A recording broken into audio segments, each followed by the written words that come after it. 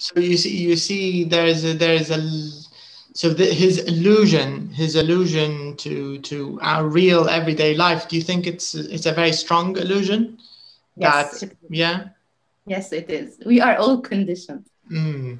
But And by the I way, disagree. I don't believe it's saying that we are all conditioned. It's saying like there is some other um, other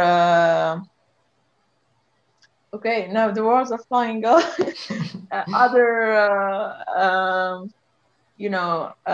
options, maybe. Do you want to something, say options? not function. It's like other something Other else other options, than not options. It's not about options. It's like عامل or something. factors, influences. Yeah, let's say a factor or an influencer. Um, you know, saying we are conditions like some other influence or other factor made you conditioned in your position. But I don't think that way. I think that, yeah, in the beginning we are all placed somewhere through our growth and through the influence of our parents. But again, you reach a point where you can criticize this condition or this place that you are, Hmm. and you make an action through that. You either revolt, and uh, yeah, we you have a have free will. many, Yeah, but and of this course, is many this happened. consequences for these This options. Yeah, this happened in the novel. Both Bernard and Helmholtz, maybe to different extents. Both of them were unhappy about the how the things are going in world state where they're living. So they weren't complacent. They weren't like, for example, what's her name, Linda, who was just having a blast, But enjoying everything, the thing right? is, They were different. They were, yeah, they but were a bit. I Mhm. mean, looking, yeah, they were different from the whole society, but looking at, I don't know how old they were precisely, but I would say that they were really mature, But and but remember, for them people to reach that point without making, people don't yes, age in the novel. If you remember, aging, nobody ages really. They're almost they're kind of almost immortal because people don't age. They've been yeah, I because understand that, but to you know how old they were because they die, of course, and so on, hmm. Okay, so I see you don't so completely agree with this point about conditioning. But here there's another yeah. question. Remember, there's the point when they talked about the reservation, the Indian Mhm. reservation, and then came the story of John. Now, John was the protagonist for most of the second half maybe of the No, novel. He became Yes. the protagonist. How do you see John, and do you think he succeeded? Or if we want to be really rough now, if we talk about the three main characters who were seeking change, so we have Bernard, we have Helmholtz, and we have John, because these three characters, all of them, they sought change. They wanted to somehow change something or change themselves or whatever. Would you call? Would you agree if we call Bernard's and Helmholtz's journey a failure? Would you agree with me if we do that, or do you Yeah. think Yeah, yes, they are the failure, but I want to highlight something. Do you think that John, he's not conditioned by his culture? Actually, he by his is. culture, John. He has certain beliefs which is not right. Mm, yeah, I to remember him. I'm just yeah? thinking about, his situation. I Uh, see him as another example of conditioning in a different way. well, I think John had different experience that from Hemold and, Bernard. We were going to say that, you know, looking at, how they were raised, if we can say they were raised at all, at the system of the world's new state and so on, you can hardly say that they were, bringing up. There's no principle of bringing up children. It was like, just stuffing them with what the society approves, and of course depriving them of the things that the society doesn't approve. So it's like creating, not bringing up persons in the world's new state. But John had, of course, different bringing up, different situation where he was born in, I won't say it's a family, but he was comparing it with the situation in the New World State. He had some kind of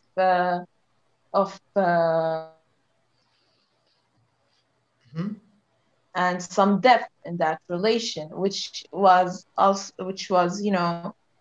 when he moved to the New World State, was of course I'm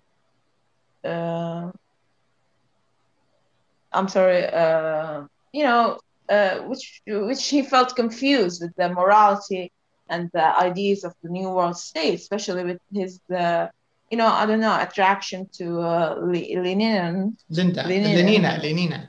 But everybody, Lenina, yeah. everybody was attracted to Lenina. Even I was attracted to Lenina. I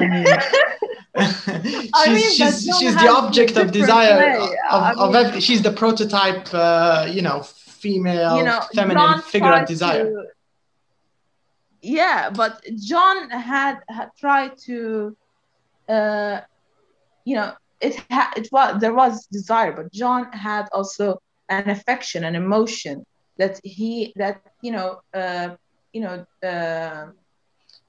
prevented him from acting up on his desire just to fulfill. He didn't want Lenina to just fulfill his desire. He wanted for something more. He didn't. In a way, he kind of transcended in that attraction than the others, and even Lenina herself. But in the end, of course, he is he lost, and he didn't.